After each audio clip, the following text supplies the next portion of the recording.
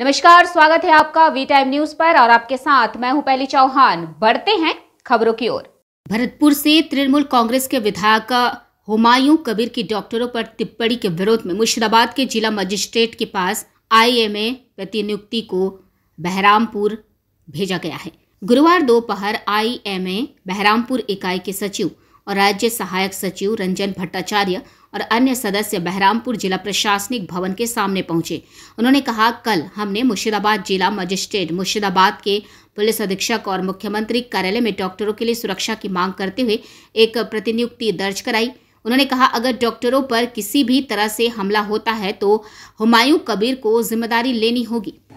আমরা আজকে এখানে ডিএম স্যারের কাছে ডেপুটেশন দিতে হয়েছি। আমাদের ভরতপুরের যে বিধায়ক যে একটা জঘন্য উস্কানিমূলক স্টেটমেন্ট দিয়েছেন তার এগেনস্টে আমরা আমাদের জুনিয়র ডাক্তারদের যে আন্দোলন তার সঙ্গে সহমত এবং আমরা অবশ্যই তার পাশে আছি এবং এটা বলার বিষয় যে যেটা একটা অপপ্রচার করা হচ্ছে ডাক্তারদের নামে যে চিকিৎসকদের জুনিয়র ডাক্তারদের এই ধর্মঘটের জন্য কর্মবিরতির জন্য যে বিভিন্ন জায়গায় চিকিৎসার গাফিলতিতে পেশেন্ট মারা যাচ্ছে, এটা সম্পূর্ণ ভ্রান্ত কথা। গোটা পশ্চিমবঙ্গে 93,000 জন রেজিস্টার্ড ডাক্তার আছে এবং তার মধ্যে জুনিয়র ডাক্তার শুধুমাত্র মেডিকেল কলেজগুলিতে আছে এবং তাদের সংখ্যা 7,500 এবং যেখানে জুনিয়র ডাক্তাররা কর্মবিরতিতে আছে সেখানে সিনিয়র আমরা সবাই এক্সট্রা টাইম কাজ করছি এবং সমস্ত পেশেন্টের যথাসম্ভব পরিষেবা দেওয়ার চেষ্টা করছি। কাজে এই পরিস্থিতিতে দাঁড়িয়ে আমরা জুনিয়র ডাক্তারদের যে মানসিক সাপোর্ট দেওয়ার পরিবর্তে এই রকম যে উস্কানিমূলক কথা বলা হচ্ছে সেটা আমরা জঘন্যভাবে সেটা প্রতিবাদ করছি এবং সেই জন্য আমরা ডেপুটেশন দিতে এসেছি।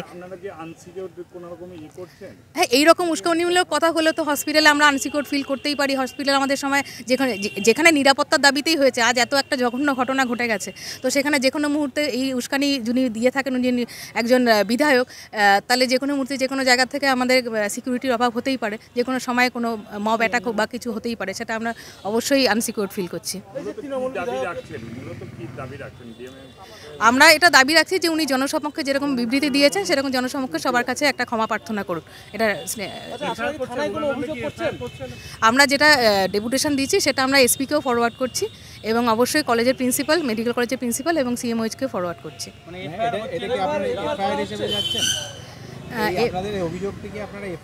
এইটা এই মুহূর্তে আমরা আগে ডেপুটেশন দিয়ে নিই, তারপরে ফাইনালি কি ডিসিশন দেবো, কি কথা হলো সেটা অনুযায়ী এফআইআর করা হবে কি হবে না সেটা আমরা ডিসাইড করব।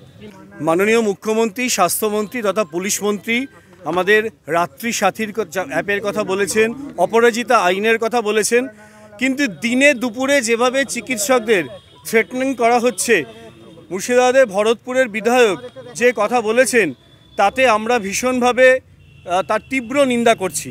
আমরা মনে করছি যে কর্মক্ষেত্রে আমাদের যে নিরাপত্তার দাবি, সেই নিরাপত্তার দাবির মূলে কুঠারাঘাত করা হয়েছে এই মন্তব্যের মাধ্যমে। আমাদের সুপ্রিম কোর্টের যে হিয়ারিং বা অবজারভেশন এসছে, সেই অবজারভেশনে 16 নম্বর, 17 নম্বর এবং 18 নম্বর প্যারাগ্রাফ বা অনুচ্ছেদে বলা হয়েছে যে চিকিৎসকের জুনিয়র ডাক্তারদের পুনরায় কর্মজায়গায় ফিরে আসার জন্য এবং সুষ্ঠু পরিবেশ, সৌহার্দ্যপূর্ণ পরিবেশে কাজ করার জন্য উপযুক্ত নিরাপত্তার জায়গা থাকে, সেটার জন্য কিন্তু সুপ্রিম কোর্ট কিন্তু তার অবজারভেশনে জানিয়েছে।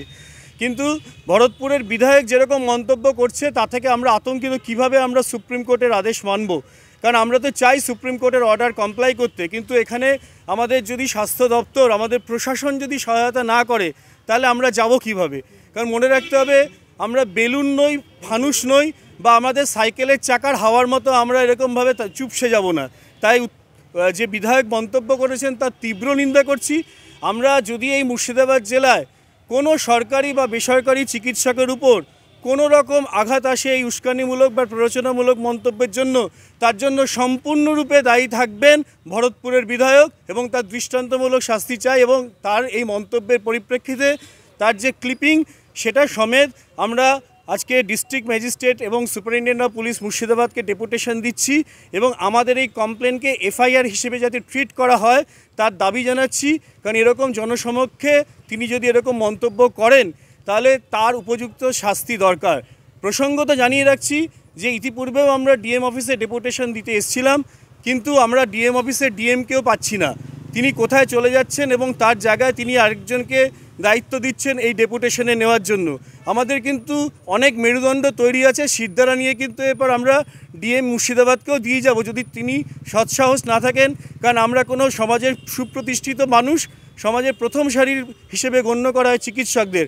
আমরা তো এখানে এসে কোনো রকম মানে কিছু করতে যাচ্ছি না বা আমরা জুলুম করব না, আমরা শুধুমাত্র প্রতিবাদ স্বরূপ জানাবো যে ভরতপুরের বিধায়ক যে মন্তব্য করেছেন তার পরিপ্রেক্ষিতে আইনানুগ ব্যবস্থা নেওয়া হোক। আর সর্বোপরি এটা জানাই যে আজকে এই ভরতপুরের বিধায়কের মন্তব্যে আমরা আদৌ আতঙ্কিত নই। ইন্ডিয়ান মেডিকেল অ্যাসোসিয়েশনের বহরমপুর শাখা সহ সমগ্র চিকিৎসক সমাজ এক, বরঞ্চ তার নিরাপত্তার মনে হয় আমার প্রয়োজন আছে। কারণ ভরতপুরের বিধায়ক যে মন্তব্য করেছেন, জনসমাজে আজ যে আন্দোলন চলছে, এরপর রাস্তায় লোক যদি বেরিয়ে এসে ভরতপুরের বিধায়ককে আক্রমণ করেন তার দায়িত্ব আমরা নিতে পারবো না। এই আন্দোলনকারী চিকিৎসক যারা এর আগেও যখন আমরা ডিস্ট্রিক্ট ম্যাজিস্ট্রেটের কাছে ডেপুটেশন দিই, সেই পরিপ্রেক্ষিতে আমরা ইমেল করে জানাই বা আমরা আগে থেকে অনুমতির জন্য জানিয়েছি, কিন্তু প্রতিবারই উনি 406-এর নম্বরে কোনো একটা অধস্তন কর্মচারীর সাথে ডেপুটেশন দিয়ে যেতে বলছেন এবং পালিয়ে পালিয়ে বেড়াচ্ছেন। আমরা মেডিকেল অ্যাসোসিয়েশনের পক্ষে, আমরা চিকিৎসকের পক্ষে, এত বড় একটা গণ আন্দোলন হচ্ছে, তার এত বড় গুরুত্ব ডিএম সাহেবের কী কাজ আছে? তাই ডিএমের মনে হয় যে তার ওখানে বসে আমাদের কথাগুলো শোনা উচিত। এবং তার সাথে উনি বলছেন দুজনের বেশি যেতে পারবেন। এ তো নবান্নের যেরকমভাবে দাবি জানানো হচ্ছে, নবান্নের পক্ষ থেকে আলোচনায় বসানোর জন্য জুনিয়র ডাক্তারদের যেরকম শর্ত, তাতে আমরা তীব্র অপমান বোধ করছি এবং তীব্র নিন্দা করছি। তাই আমরা আজকে সবাই মিলে যাব এবং এই ডেপুটেশন জমা দেব এবং উপযুক্ত ব্যবস্থা না হলে আমরা আইনানুগভাবে উকিলের পরামর্শ অনুযায়ী যা যা ব্যবস্থা করা গ্রহণ করব। আমরা এই আমাদের যে কমপ্লেন লেটার সেটাকে এফআইআর হিসেবে গণ্য করা হোক এবং ভরতপুরের বিধায়ককে আইনানুগ ব্যবস্থা নেওয়া হোক এবং তার সাথে সর্বোপরি জনসমক্ষে তার এই মন্তব্যের জন্য ক্ষমা চাইতে হবে। वी टाइम न्यूज के लिए मुर्शिदाबाद से मिलन सरकार की रिपोर्ट।